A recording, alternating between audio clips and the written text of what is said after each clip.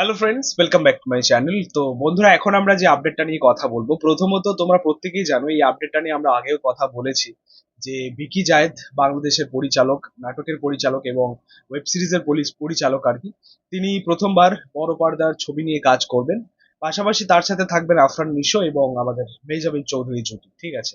So এই যে ট্রায়োটা একসাথে আসছে, তো সেটা নিয়ে আমরা খুবই এক্সাইটেড। ঠিক আছে, কিন্তু এই ছবিটা মানে যেটা আমরা জানতাম হয়তো এই ছবিটা ঈদুল আজহাতে আসবে। ঠিক আছে, এবং এটা একটা বড় রিউমার ছিল, একটা ভেতরকার আপডেট ছিল। ঠিক আছে, সামনে ঈদুল আজহাতে ছবিটা রিলিজ হওয়ার কথা ছিল, বাট তোমাদেরকে বলে রাখি যে পুলসিরাত ছবিটা কিন্তু এই ঈদুল আজহাতে আমরা পাচ্ছি না। ছবিটা অবশ্যই হবে, কিন্তু ছবিটা আমরা পাবো 2027 ঈদুল ফিতরে। ঠিক আছে, দেখো, এটা একটা এই মুহূর্তে দাঁড়িয়ে ভেতরকার আপডেট, বিগেস্ট আপডেট। কিন্তু এই জায়গায় ভালো দিকও রয়েছে একটা, খারাপ দিকও একটা রয়েছে। ভালো দিক রয়েছে, সেটা হচ্ছে যে খুব তাড়াহুড়োর সাথে ঈদুল আজহাতে আনা, এটা আমার মনে হয় একটা ডিফিকাল্ট বিষয় ছিল আর কি। আলটিমেটলি আমরা প্রত্যেক সিনেমাতে এটা দেখে থাকি, মানে বাংলাদেশের ছবিতে আমরা রীতিমতো রিসেন্ট টাইমে অ্যাকচুয়ালি দেখছি যে খুব তাড়াতাড়ি সাথে কাজ করতে গিয়ে, তাড়াহুড়োর সাথে কাজ করতে গিয়ে বিগড়ে দিচ্ছে পুরো প্রজেক্টটাকে। ঠিক আছে, লাস্ট উদাহরণ ছিল প্রিন্স ছবিটা, তার আগেও এমন কিছু উদাহরণ রয়েছে। ঠিক আছে, তবে এটা কিন্তু মেকার্সদের হাতে একটা সলিড টাইম থাকবে, অনেকটা সময় থাকবে, তারা কিন্তু একটা সময় নিয়ে কাজটা করতে পারবে এবং আলটিমেটলি একটা ভালো প্রোডাক্ট কিন্তু আনতে পারবে। ঠিক আছে, সো এটা কিন্তু একটা সলিড ভালো দিক। এবার যেটা খারাপ দিক আমার যেটা মনে হয়, দেখো, ঈদুল আজহাতে এলো না, ঠিক আছে, কোনো অসুবিধা নেই, কিন্তু ঈদুল আজহা থেকে একদম 2027 ঈদুল ফিতরে নিয়ে যাওয়াটা আমার মনে হয় এটা ভুল সিদ্ধান্ত। বাংলাদেশের সিনেমার মেকার্সদের এখানে নিজেদের মাইন্ডসেটটাকে একটু চেঞ্জ করা দরকার, বদলানো দরকার, পাল্টানো দরকার।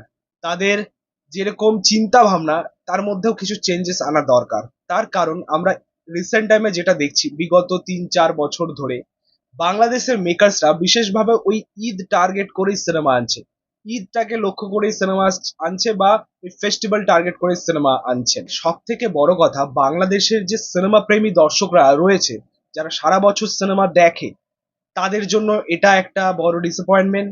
পাশাপাশি হল মালিকদেরও একটা ডিসঅ্যাপয়েন্টমেন্ট। দেশের ছবি নেই, বাংলাদেশের ছবি নেই, দেশের মানুষকে তারা কিভাবে টানবে সিনেমা হলে, তাদেরও একটা লাভ লোকসানের ব্যাপার রয়েছে। ঠিক আছে, সো এখানে বড় বড় সুপারস্টাররা যখন আনছেন, ভালো ভালো সিনেমা যখন আনছেন, শুধুমাত্র কেন ঈদ, ঈদ কেন ফেস্টিভ্যাল, মাঝখানেও তো ছবি আনা যায়।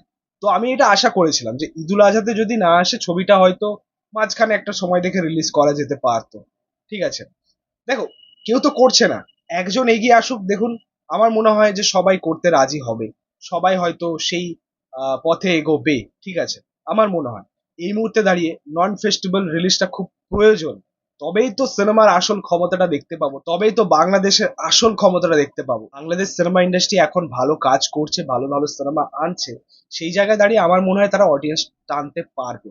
এমনিতেই আমার মনে হয় মেকার্সদের কাছে এটা একটা বড় অ্যাডভান্টেজ, তাদের কাছে একটা সুবিধা, এবং তাদের পাশে একটা সাপোর্ট রয়েছে। সেটা কি? দর্শক, সিনেমার দর্শক। বাংলাদেশের সিনেমা যে দেখে যে দর্শক, তারা কিন্তু পাগল ভক্ত। তারা সিনেমা নিয়ে তাদের মধ্যে একটা আলাদাই ক্রেজ থাকে। আমরা যেরকম সাউথে দেখি দর্শকদের মধ্যে একটা আলাদাই ক্রেজ থাকে সিনেমা নিয়ে, ঠিক এই ক্রেজটা আমরা বাংলাদেশে দেখতে পাই। তো সারা বছর সিনেমা যদি থাকে, আমার মনে হয় না যে বাংলাদেশের দর্শক সিনেমা থেকে মুখ ফেরাবে। ঠিক আছে, আর তাছাড়া তাদের যা সাপোর্ট রয়েছে, তাদের যা ভালোবাসা রয়েছে সিনেমার প্রতি, সেটাকে আমার মনে হয় গ্রহণ করা উচিত মেকার্সদের, এবং এভাবেই তাদেরকে সামনে আসা উচিত এবং সিনেমা নিয়ে আসা উচিত নন ফেস্টিভ্যাল। ঠিক আছে, আমার মনে হয়। এবার দেখা যাক। দেখো, এই ছবিটা মানে পুলসিরাত তো আমরা 2027 ঈদুল ফিতরেই পাচ্ছি, এটা কনফার্ম বলতে পারো, অলমোস্ট কনফার্ম বলতে পারো। বাট তবুও আমি একটা বড় মেসেজ দিতে চাই সকলের জন্যই, যে নন ফেস্টিভ্যাল রিলিজটাকে একটু প্রায়োরিটি দেওয়া হোক, সিনেমা আনা হোক সারা বছর। ঠিক আছে, সবার কথা মাথায় রেখে, দর্শক, হল মালিক। তো এই ছিল বলার। ভিডিওটা ভালো লাগলে অবশ্যই লাইক কমেন্ট শেয়ার করে দিও, পাশে থেকে সাপোর্ট করো, চ্যানেলটাকে অবশ্যই সাবস্ক্রাইব করে যাও, পাশে থাকা বেল প্রেস করে দিও পরবর্তী ভিডিও। Thank you.